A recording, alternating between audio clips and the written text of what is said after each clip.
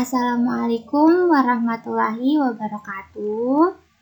Perkenalkan, nama saya Nur Sakinah dengan NIM C1N020024 dari Program Studi Ilmu Kelautan Fakultas Pertanian. Di sini saya akan mempresentasikan materi mengenai identifikasi dan analisis sampel plankton. Sebelumnya, saya akan membahas terlebih dahulu mengenai plankton. Plankton sendiri merupakan makhluk hidup yang memiliki peran amat penting bagi sumber makanan bagi konsumen tingkat pertama dalam sebuah rantai makanan, terutama bagi sebagian besar makhluk yang hidup di laut. Plankton berasal dari bahasa Yunani, yakni planktos, yang artinya pengembara atau penghanyut. Hal ini sesuai dengan sifatnya yang bergerak mengikuti arus dan dapat hidup pada zona pelagik bagian atas, laut, samudra, hingga badan air tawar. Selanjutnya, kita bahas mengenai klasifikasi plankton. Sebenarnya ada beberapa klasifikasi mengenai plankton, tapi di sini kita hanya membahas berdasarkan jenisnya saja. Berdasarkan jenisnya, plankton terbagi menjadi dua jenis, yaitu fitoplankton dan zooplankton.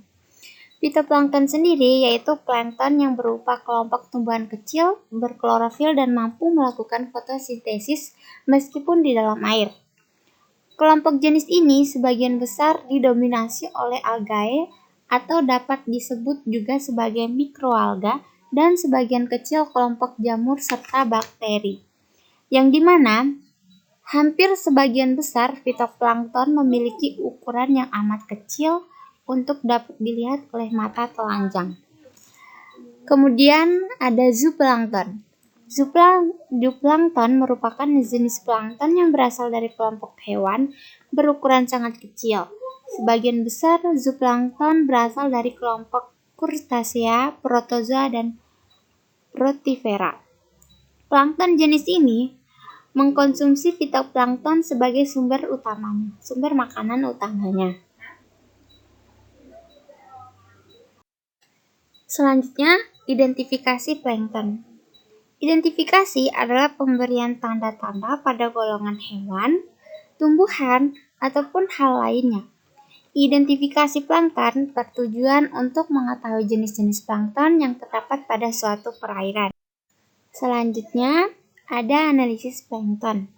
Analisis sendiri adalah aktivitas yang memuat sejumlah kegiatan seperti mengurai, membedakan, memilah sesuatu untuk digolongkan dan dikelompokkan kembali menurut kriteria tertentu, kemudian dicari kaitannya. Untuk mengidentifikasi dan analisis plankton harus menggunakan alat dan bahan sebagai berikut. Alat ada preparat, cover glass, pipet tetes, mikroskop. Kemudian untuk bahannya sendiri ada sampel air dan ugol. Kemudian adapun prosedur kerja dari identifikasi dan analisis sampel plankton. Yang pertama, siapkan preparat plankton. Kemudian teteskan sebanyak 1 tetes sampel air ke preparat lalu tutup dengan cover glass. Selanjutnya, amati jumlah jenis plankton yang ditemukan di bawah mikroskop dengan perbesaran 100 kali dengan menggunakan metode Leakey Drop Microtransect Counting dari APHA 1992, yaitu dilakukan metode sapuan dengan 3 kali pengamatan. Dan yang terakhir, catat dengan rapi. Selanjutnya, untuk menghitung jumlah plankton, kita menggunakan persamaan jumlah sel per liter sama dengan T per L dikali V0 per V1 dikali 1 per P dikali 1 per W dikali N, yang dimana N adalah jumlah sel plankton yang ditemukan tiap preparat. Kemudian T-nya adalah luas cover glass, L adalah luas lapangan pandang mikroskop, V0 sama dengan volume air sampel dalam botol sampel.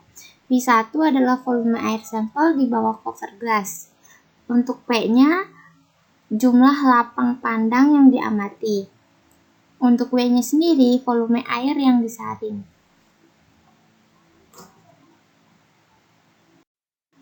Sekian presentasi dari saya. Mohon maaf apabila ada kekurangan. Wabillahi taufiq wal hidayah. Wassalamualaikum warahmatullahi wabarakatuh.